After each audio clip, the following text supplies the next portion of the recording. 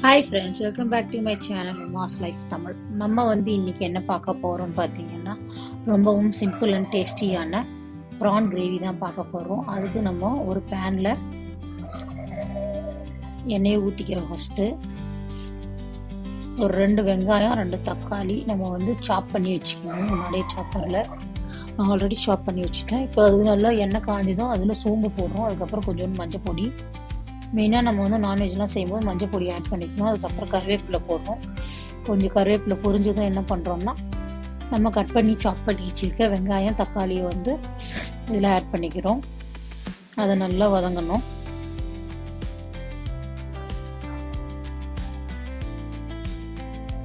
இப்போ அதுக்கு தேவையான அளவு கல்லுப்பு ஆட் பண்ணிக்கிறேன் நான். இதனால் ஒரு 2 பெரிய சைஸ் வெங்காயம் தக்காளி.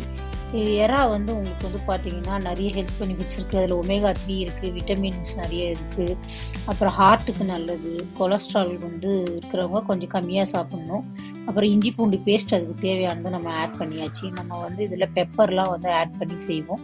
அதனால ஹெல்த் பெனிஃபிட்ஸ் ரொம்ப அதிகம். இதை நம்மளோட ஃபுட் ரொட்டீனில் ஆட் பண்ணிக்க ட்ரை பண்ணுங்கள். இப்போ நம்ம பெருமிளகாத்தூள் 1 ஸ்பூன் போட்டிருக்கோம். 1/2 ஸ்பூன் பெப்பரு, அதுக்கப்புறம் மஞ்சள் பொடி இன்னும் கொஞ்சம் தேவைப்படும்னு சொல்லிட்டு போட்டிருக்கேன். அப்புறம் ஒரு 1/2 ஸ்பூன் கரம் மசாலா போட்டிருக்கேன். அவ்வளோதான். இப்போ அந்த மசாலாவெல்லாம் அதில் போட்டு நல்லா பச்சை வாசனை போகிற வரைக்கும் வதக்கிடுறோம். வதக்கிட்டு அதுக்கப்புறம் ஒரு 1/2 கிளாஸ் அளவுக்கு தண்ணியை நம்ம ஊற்றிட்டு ஆல்ரெடி கழுவி வச்சுருக்க எறாவை எடுத்து அதில் கொஞ்சமாக போடுறோம். நான் இங்கே ஒரு 1/2 kg தான் எடுத்துருக்கேன்.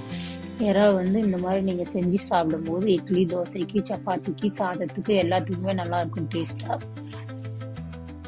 நல்லா அது கலக்கி விட்டுட்டு மூடி போட்டு ஒரு 5 மினிட்ஸ் அளவுக்கு சிம்மில் வச்சு மூடிடுறோம். அதுலேருந்தே கொஞ்சம் தண்ணி வரும். அதை நல்லா கலந்துக்கிறோம். மறுபடியும் கொஞ்சம் நேரம் கொதிக்கிட்டுன்னு விடுறோம். எனக்கு இந்த இடத்துல கொஞ்சம் நல்லா கிரேவியாக தான் வேணும். செமி கிரேவி மாதிரி வேணும். தண்ணியாகவும் இல்லாமல் ரொம்ப கட்டியாகவும் இல்லாமல். அதனால் அவ்வளோதான், எனக்கு இது போதும். நான் இப்போ கொத்தமல்லி தலையை கட் பண்ணி அதில் தூவிடுறேன். இது கிட்டத்தட்ட நம்ம எறா க்ளீன் பண்ணுறது அந்த வெங்காயம் தக்காளி மட்டும்தான். 10 நிமிஷத்துக்குள்ளே செஞ்சிடலாம் இதை. அவ்வளோதான். அந்த கொத்தமல்லி கட் பண்ணதை போட்டு கலந்து விட்டாச்சு. இப்போ நாங்கள் சண்டே அன்னைக்கு காலையிலே இட்லிக்கு எறா தொக்கு வச்சாச்சு. அவ்வளோதான். இப்போ இது ஒரு பவுலில் ட்ரான்ஸ்ஃபர் பண்ணி இட்லி கூட வச்சு சாப்பிட்டோம். ரொம்ப டேஸ்டியாக இருந்தது. நீங்களும் ட்ரை பண்ணி பாருங்கள். பண்ணி பார்த்துட்டு உங்களுக்கு பிடிச்சிருந்தா லைக் பண்ணி ஷேர் பண்ணி நம்ம சேனலுக்கு சப்ஸ்கிரைப் பண்ணிவிடுங்க. தேங்க்ஸ் ஃபார் வாட்சிங். பாய்.